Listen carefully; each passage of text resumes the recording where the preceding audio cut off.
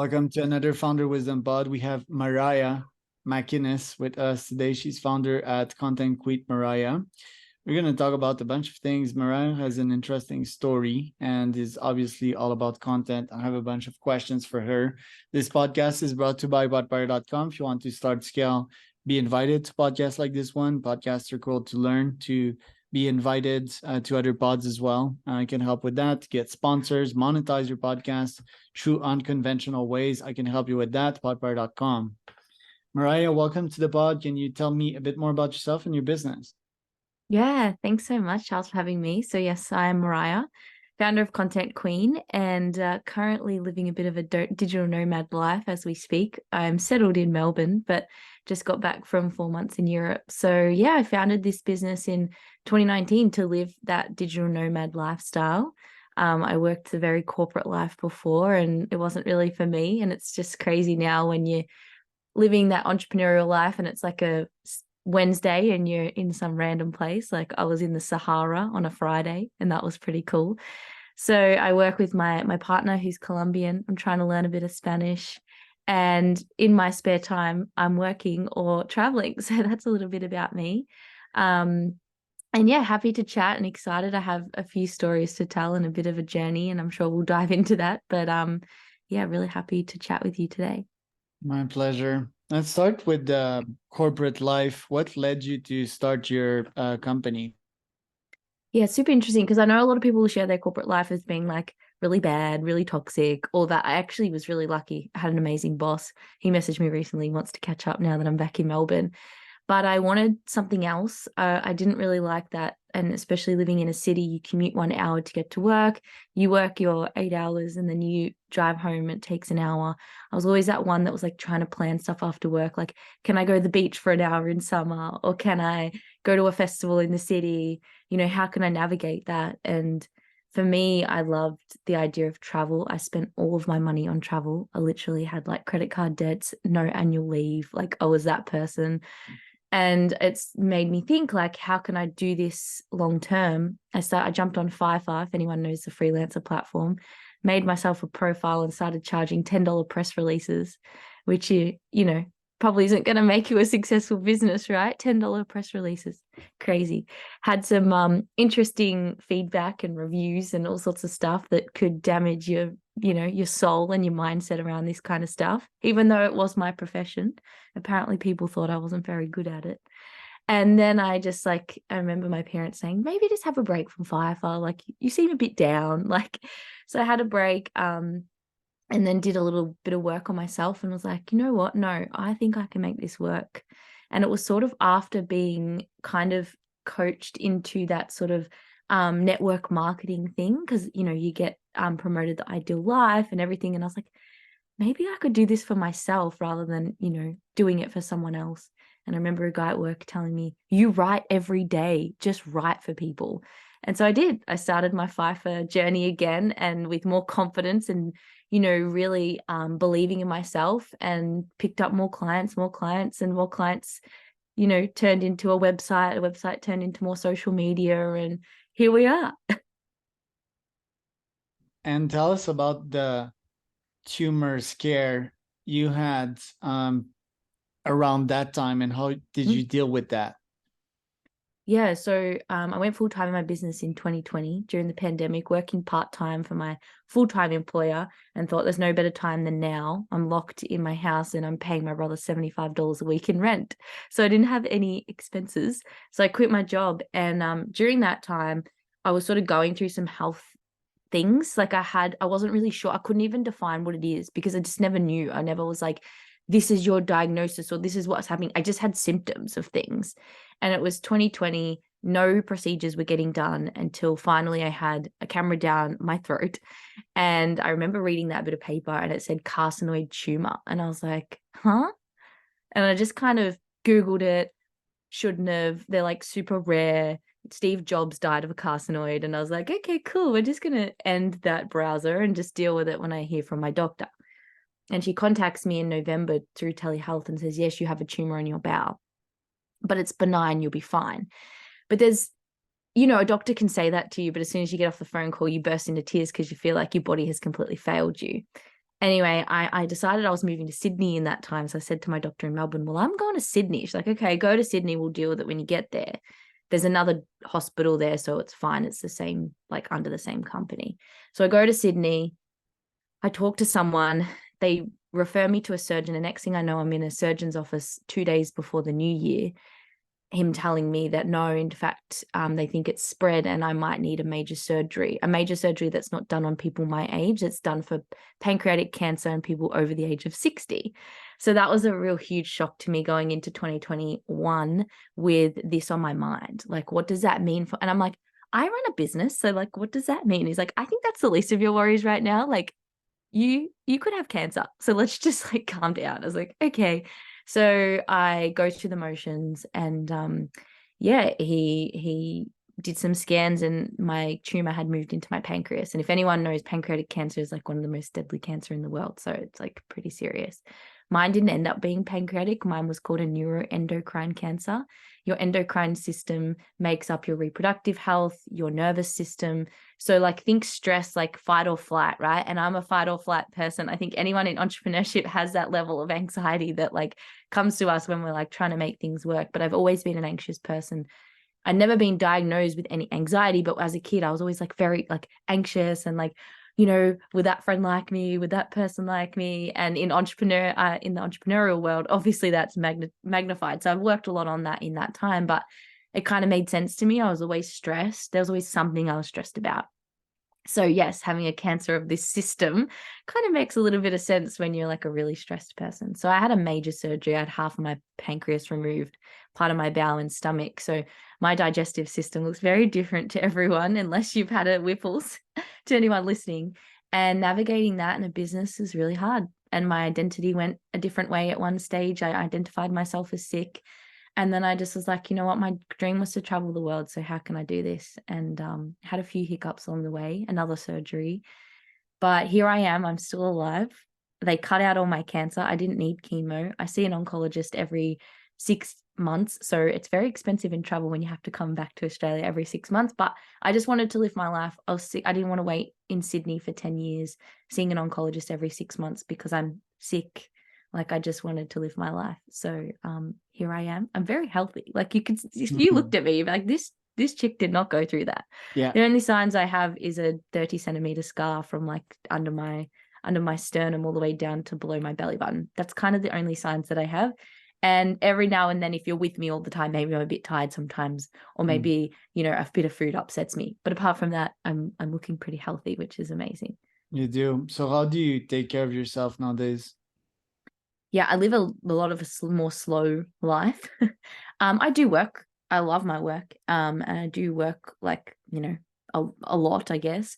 But I worked a lot this year on my mindset because, you know, as I mentioned, that's why I mentioned, you know, I was a little bit of an anxious kid in terms of like, oh, did this person like me? Did that person like me? Well, that can really harm you in entrepreneurship. So I said to myself, like, if I want to stay healthy, I need to work on my mindset, my self-worth. Like, I can't define myself by feedback from a client, from losing clients, from, you know, not earning as much as other people for this, that, whatever. So I really had to work on my mindset. Another thing was I had a team of 7 starting this year, and I wanted to live this travel lifestyle, and I knew I couldn't do both in terms of having like a team of 7 and traveling. Like at the moment with my health where it's at and like this journey, I had to make a lot of cuts in my business, and that was really hard because I loved my team.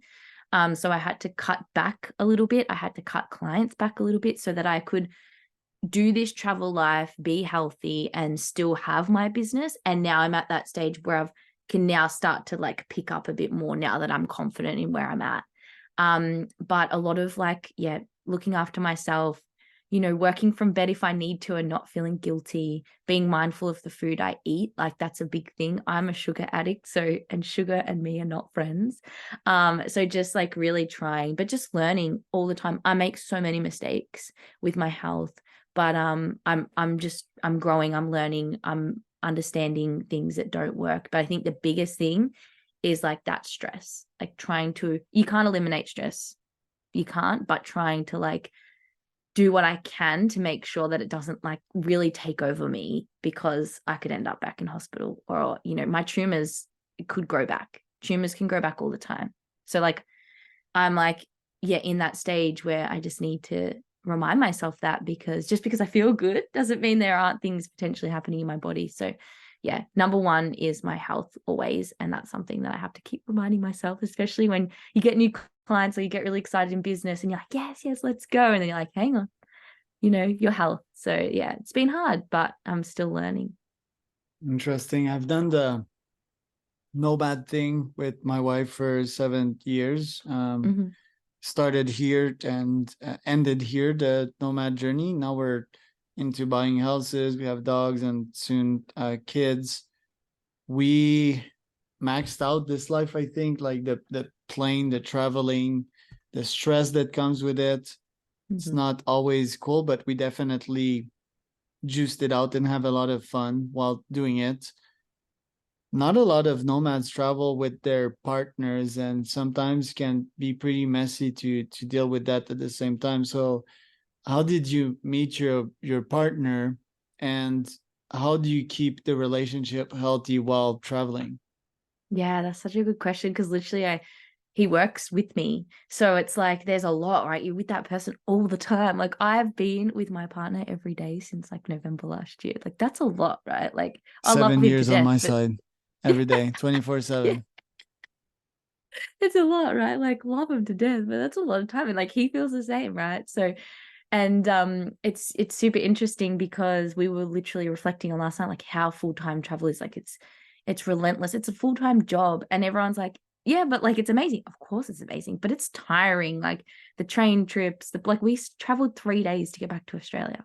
3 days. Like it was a lot. No way. It's crazy, right? Because like we wanted to have a few breaks because of work as well. And like it was super expensive to fly back to Australia. Like I'm talking like triple the price we paid. And I was just like, I cannot justify spending that money on flights. So let's break it up a little bit here and like, have a day in like have some time in Singapore, whatever, but like 3 days. And then we got home and we landed in Sydney, and I'm from Melbourne. So because we had some events on in Melbourne, then we had to drive back to Melbourne. So like that is so tiring. We're like just recovering from it now. It's been a bit of a mess, but it's a really interesting question. So I met my partner, he's Colombian. So I am trying to learn my Spanish and it's going poorly. So maybe because you're in Mexico, maybe you can help me out here, Charles. But so we met in a very small country town in Victoria. You would not meet a Colombian in the town that I met him in. Like he moved there to practice his English to better himself. So when we met, we were sort of on this journey on our own separate journeys, but he was a marketer in Colombia. He really wanted to travel the world, and I never thought I would find someone that would want to travel with me. And when we met, we were just always on the same page. It was insane. We were literally reflecting on this yesterday, like how much of the same page we were on. And we went on a bit of a different journey. Like we got an apartment together. We did the settled thing, but I just we were never like 100% happy. And then I'll never forget the moment we went to the Great Barrier Reef in Australia, and I just turned to him. I'm like, why are we paying rent? Let's just end this. And then we turned his SUV into a bed and we traveled Australia in a tent and a car for 4 months. And that was a really good test for us because you can't get any more like roughing it than we say, like, I don't know if it's a term everyone knows, but like going really rough, like living not luxurious at all, like in a tent, in a car, in going to caravan parks and, using the showers, staying there, like cooking from a gas thing. Like we did that for 4 months and we loved it. Absolutely loved it. Of course, there's challenges, but I think for us, like when we need time, when we need space, the good thing is we really do enjoy our work. So we use that as time to just like, do our thing. There's all like, we're very open and honest with each other. And I think communication is the key. We read a lot of like things together, like on relationships. So we're always evolving. Like we're not perfect, but we're committed to learn together and to like, if we have an argument, it's just like chill. And then like, we're over it in 2 seconds. I think we're just like really understanding how we work together. So like, I know if he's upset to leave him, he knows if I'm upset, like, maybe we need to talk it out. So just like understanding how we are different and like learning to do that. But I think the biggest thing is just like understanding that we're on this like development journey together, but also separate, and like being okay with like, okay, do you want to go and see this on your own? Like we haven't been in that moment where there's stuff we want to do alone, but like we go to Colombia soon, I imagine there's going to be things that I'm not going to want to do because it's like his like being home. I don't drink alcohol. He does, for example. Like, how can we navigate this together? You know, if he wants to spend time with his friends just in the night, like, can I just lock myself at home and like be alone? Is that okay with you? Like, I think communication is the biggest thing. And I'm sure you've found the same. Like, you just have to be open and honest and just not get offended if they're saying something, you know, not to offend you, to say like, hey, I need time alone. Like, okay, you can't take that personal. You just have to understand that you've been together this whole time. And I think it's just like patience. One thing he'll always say is like, patience with me. I'm like, okay, patience. It's like the key word, right? Patience with me. That's interesting. Yeah, well, I think Latinos are really fun. They're like great compliment to us Westerners. You know, it's like this warm, this dance, this artistry, this creativity, which Yeah. I never personally that much had. You know, it's way more colder in Yeah. the West. It's way more like tactical, scientific, and so forth. So I think it's a great mix. And yeah, I found the same in my wife. She wanted to travel the world. I wanted to. I was on a journey with a friend. He left and was like, yeah, let's do this. And yeah, 6 years, 7 years later, we're getting married. So it's quite and yeah, So lots of exciting. lessons learned. Yeah. Lesson learned along the way, lots of adaptation, lots of stress too. But yeah, we're growing stronger as a result. I see that Mm. you traveled to many spots in shortish amount of time. Me and my time, it was more like a month or two. Yeah. Like we were slow mads. Are you like a fast mad or what? Yeah, it's interesting actually. We spent a month in Morocco and just like really grounded ourselves. And I like the combination of both, but we're still learning and developing that. Like I've always been like I did Europe. I did 15 countries in 6 weeks when I went to Europe. I think being Australian, we are so far from everything that we just want to see it all when we go somewhere. Like if I'm flying that far, like I'm seeing everything. Like even when I went to the States, like we did New York, Vegas, like we did like one side to the other because it's like if I'm doing it, I'm seeing it all. Like that is just such an Australian mindset. Like and everyone has to have a car here. Like when we drove to their last point when we were traveling Australia, it was 33-hour drive to where I'm from.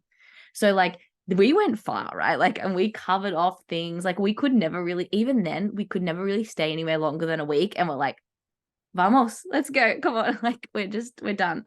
And I think I do, my parents are very much like that. They're like this, like, you know, bit of go energy. But I think we will find a balance between the both because I do like when we're in Marrakesh, we had like our routine. The Airbnb host would come and have tea with us every day, and we really developed a beautiful relationship with him. Like when the earthquakes happened, we were like, I have him on WhatsApp, I'm messaging him, I'm like, you know, and I love that. And I would love to build community where I am. So I think we're going to find a really nice balance between the two. But at the moment, we're still like, yeah, doing it quick, finding it fast, mads, like, you know. But I think also my partner never been to Europe as well. And we had a lot of family to meet. A lot of his family lived there. So we were a little bit like, we'll go here, we'll go there. And then we had friends there. So we're like, let's meet them there. But he's planning Colombia and South America. So who knows what it's going to be? It's up to him. He's stressed because he's like, I want to see everything. I'm like, darling, you live there. We're going to go there a lot. So like, it's fine. Like we can do, you know, a few places. Like it's cool. He just wants me to see everything, I think. But I think like we'll go there heaps. So yeah, I don't know what the next adventure will be like. Probably a bit slower, I think. Fast it's hectic. It's a It lot. is. Yeah. And if you do that for a nice lifestyle, but yeah, it's pretty cool as well. You remember all these micro experiences. Then the next question's an obvious one. Where do you get all that money? I'm seeing the prices on the website. They're quite accurate. 1,500 odd, which I guess is similar to CAD. Yeah. So that's like an accurate price point to have a good life, because I see a bunch of people, especially female founders, they always underprice themselves. So what do you offer to what type of Mhm. clients and at what price? Yeah. So, I mean, pricing journey's been interesting. Like, obviously, I started at $10 a press release. And yeah, Europe was also interesting because it was bloody expensive. But you know US what's too. interesting?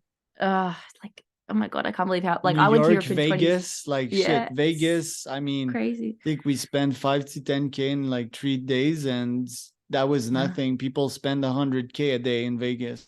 Yeah, it's crazy, right? But like, I mean, there's a balance of two things. I mean, the first thing is like we never really need, like, I'm a very minimalist. Like, I don't shop, I don't buy things. Like when we go, we bought like my nephew a couple of things. Like we kind of stay out of town. We don't really need to be in the big cities. Actually, we had more fun being in, like, we did a salsa festival, a 5-day salsa festival in the south of France, and we camped. It was this tiny town and it was the most fun, right? We camped in Menorca, one of the islands of Spain, and like we just had so much fun. Like we don't, as long as there's a washing machine at some point, like I'm honestly like super happy. We did like hostels and stuff. I mean, we're still like, I mean, Mitch is probably getting a little bit older for hostels, but I'm still hanging on to my 20s. Fucking So hate like, hostels. Me and my luxury traveler also, that I'll just mention yeah. that these 7 years, it's always like, yeah, nice Airbnbs. So. Yeah, I don't, honestly, like, I'm so far removed from that at the moment. Like, I'm sure I'll go down that path at one stage, but for me, like, if there's a washing machine, if there's a kitchen, like, we are super happy. We cooked a lot. We didn't eat out. Like, obviously my stomach cannot handle eating out every time, but in terms of pricing, like, so my business offers a variety of things depending on people where they're at in their journey. Like you can buy something for $29 or you can hire me to do the content. I've actually recently done a price increase because I've been talking with a lot of people that I've worked with, and the quality of work they get versus me. I've had clients come back to me after spending more somewhere else, and especially big agencies charge a lot and they're such a little fish. So, and I'm like, the way I approach clients, like I'm very like, in it, I'm really passionate about what they do. So, I think, and even I've seen stuff on TikTok, here's what you charge as a base rate social media manager. And it's like, was more than what I was charging. And like, I do content marketing. I don't just do social media management. Like, and one thing, a story that Mitch, my partner, told me was his mum passed when he was very young, and his dad needed to hire a nanny to look after the family, like his brother. And he interviewed all these nannies, right? And one came in and he said, okay, how much do you charge? She said, depends. It's like, depends on what? Okay. Are you going to pay me to think, or are you going to do the thinking for me?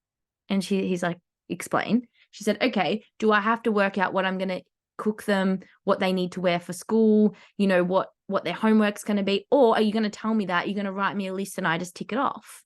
Because if you charge me to do the thinking, it's going to cost you more money. And he said, do the thinking, take my money. And I thought that is such a cool story, right? And that's how I feel as a content marketer. I help you with the thinking. Like, I don't just do schedule your post that you've written or whatever. Like, some of my clients like to write their captions and their content, and that's cool. But we sit there, we plan it out together. Like, I'm along that journey. I'm giving them trends for reels. I'm in it. I'm not just like, you tell me what to do and I schedule it, which is why you hire like a VA or a person. Like, personal assistants are different, but like a VA will like take your work and do it for you, and I like do the work as well with you, or do it for you depending on where you're at. So like, I have a base of where I start and then I increase, and I don't charge per hour, I charge per deliverable, because I found a while ago, if I charge per hour and I don't fill those hours, I then feel bad, and I then offer more hours. And then what happens is I go, oh, I've got an hour left, what do you want me to do? Then they give me something that takes 2 hours, and I'm not going to give you a half finished job. I'm going to use those 2 hours, and then I lose out. So I created a consultancy, like kind of framework with my mentor who worked in strategy consulting in Paris. And she's just like so good at what she does. And now I charge per deliverable, and it's made my life easy. My accountant helped me with a menu. Here's what everything costs, so you don't lose money, because that's what happens. We like just guess what things are going to, but we don't actually know how much things take us and how much it costs. That's why McDonald's are so successful. They know how much a slice of cheese costs. And a lot of entrepreneurs don't know what their services cost. And then I can like take my menu items and then bundle them, or, offer a discount if they bundle them together. But then I'm not losing out, because I also have to pay people and I have bills to pay. And like, some of those platforms I use are for my clients as well. So he really helped me understand what the cost of things were. So then because I was losing money, 100% I was losing money. So that was a big shift for me, but it's hard. Like, it's all the money mindset work and stuff, which, yeah, it's always developing. Right. And why are you the content queen? Oh, I'm putting my crown on my head at the moment. So one of the one thing that has come up a lot is because, you know, a lot of the times we're taught tactics and we're not taught strategy. So you might have a Reels guru online, a social media manager online saying, use this trend and you will get 100,000, you know, use this, do that, put a poll in your stories, and they're tactics. That is not a strategy. And we've been sold that as a strategy. And that's that shiny object stuff. And we're not taught proper strategy. A lot of businesses don't have proper strategy. So then they don't have content or marketing strategies and nothing works together. And then they're just like trying these tactics, following formulas, that don't work. So I'm the content queen because we create sustainable, like we're long-term, like I'm like the Queen of England. I'm in power for a long time, right? Like she was sustainably doing her job for a long time, right? So I create strategy that is different for every business.